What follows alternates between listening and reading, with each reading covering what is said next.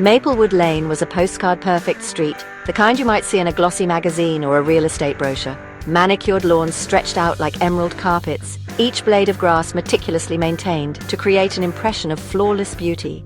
Houses stood tall and proud, boasting freshly painted facades and gleaming windows that sparkled in the sunlight, reflecting the community's commitment to perfection. It was the kind of place where children rode their bikes freely, their laughter echoing down the quiet streets, a testament to the safety and serenity of the neighborhood. Neighbors exchanged pleasantries over white picket fences, their conversations light and filled with the latest community news and gossip. The scent of freshly baked cookies wafted through the air, mingling with the fragrance of blooming flowers, creating an atmosphere of homely comfort and warmth. It was a picture of idyllic suburban life, where every detail seemed to be in perfect harmony, a symphony of order and tranquility. But beneath the surface, a current of discontent simmered, hidden behind the carefully curated facades and polite smiles. Behind the perfectly trimmed hedges and cheerful smiles, secrets festered like weeds, threatening to break through the surface at any moment. Maplewood Lane was a place where appearances were everything, where the pressure to maintain an image of perfection was relentless.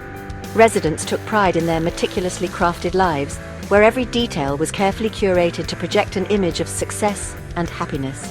From the detailed garden decorations to the carefully arranged items on their front porches, everything was designed to impress and uphold the neighborhood's high standards.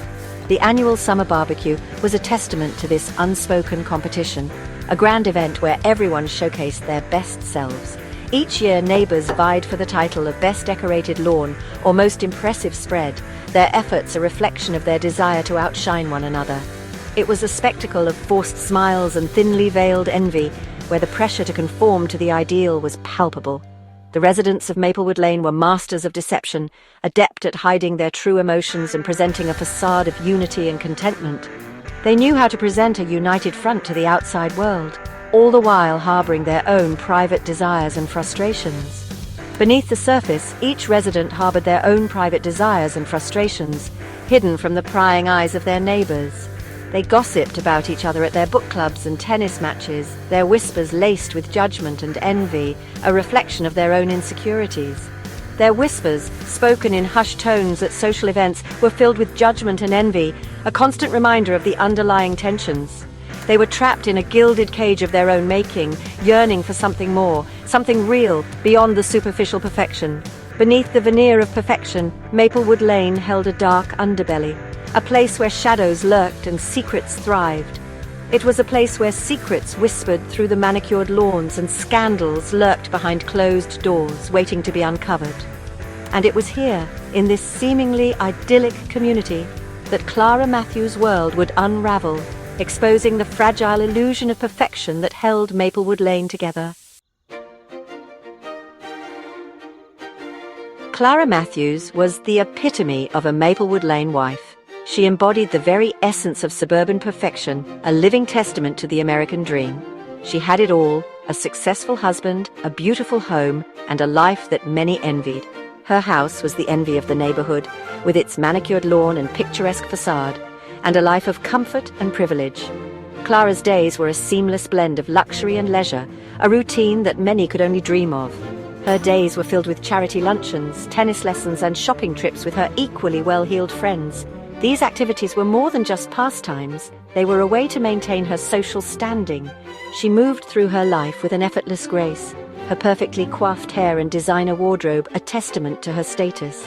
Every detail of her appearance was meticulously curated to reflect her position in society. But beneath the surface, Clara harbored a secret longing, a yearning that she couldn't quite put into words, a feeling that something was missing. Clara loved her husband, Daniel, or at least she believed she did. At least she told herself she did. Their marriage was built on mutual respect and admiration, but was it enough? He was a successful lawyer, a man who commanded respect and admiration wherever he went. His career was his passion, and he excelled at it. He showered her with expensive gifts and exotic vacations, a constant reminder of his love and devotion. Their life together was a series of grand gestures and luxurious experiences. But Daniel was also a distant man, consumed by his work and often absent from their lives. His dedication to his career left little room for anything else. Clara found herself increasingly alone in their sprawling home. The vast spaces of their house only amplified her sense of isolation.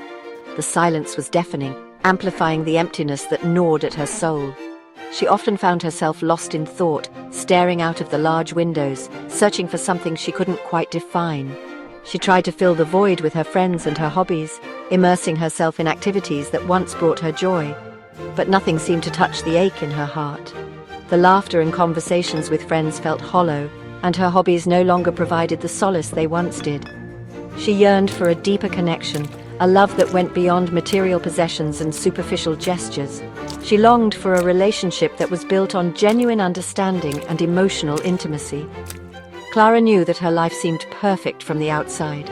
To the world, she was living the dream, a beacon of success and happiness. She was living the dream, or so everyone kept telling her. But the reality was far more complex, a tangled web of emotions and unfulfilled desires. But behind the facade of the perfect wife, Clara was slowly suffocating. The weight of her unspoken desires and the pressure to maintain her perfect image were taking their toll. The arrival of Miguel, the new gardener, disrupted the carefully orchestrated rhythm of Clara's life. She had always prided herself on maintaining a perfect home, a sanctuary of order and beauty. But Miguel's presence introduced an element of unpredictability that both intrigued and unsettled her. He was a stark contrast to the perfectly manicured lawns and pristine flowerbeds of Maplewood Lane. The neighbors took pride in their uniformity, their gardens a testament to their meticulous care. Miguel, however, brought a different energy, one that was raw and untamed.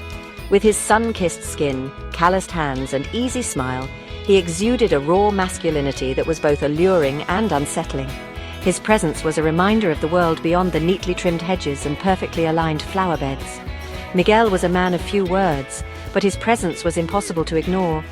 He moved through the garden with a quiet grace, his every action deliberate and purposeful. There was a strength in his silence, a depth that drew Clara in despite herself. He moved with a quiet confidence, his gaze steady and intense. It was as if he saw through the superficial layers of her life straight to the core of who she was. This unnerved Clara, but it also fascinated her. Clara found herself drawn to him, her eyes following his every move as he tended to the gardens. She would watch from her window, captivated by the way he worked, the way he seemed to become one with the earth. There was a rawness, an authenticity about him that she craved. In a world where appearances were everything, Miguel was refreshingly real. He didn't hide behind a facade. He was who he was, unapologetically. Their initial interactions were innocent enough. A polite greeting, a brief exchange about the weather or the state of the garden. But there was an undercurrent to their conversations, a tension that neither could ignore.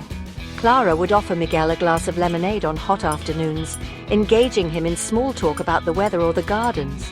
These moments became the highlight of her day, a break from the monotony of her routine. But as the days turned into weeks, their conversations grew longer, more personal. They began to share more about themselves, their hopes, their fears. Clara found herself opening up to Miguel in a way she hadn't with anyone else. Clara found herself confiding in Miguel, sharing her thoughts and feelings in a way she hadn't with anyone else, not even her closest friends. There was something about him that made her feel safe, understood. Miguel listened patiently, his dark eyes reflecting a mixture of understanding and something else, something that sent a shiver down Clara's spine. It was as if he could see into her soul, and what he saw there both intrigued and frightened her. For the first time in a long time, Clara felt seen, truly seen, by another person. It was a feeling she had almost forgotten, a connection she had longed for without even realizing it. And in that space of shared vulnerability, a dangerous spark ignited between them. It was a spark that promised both passion and peril, a flame that could either warm their hearts or consume them entirely.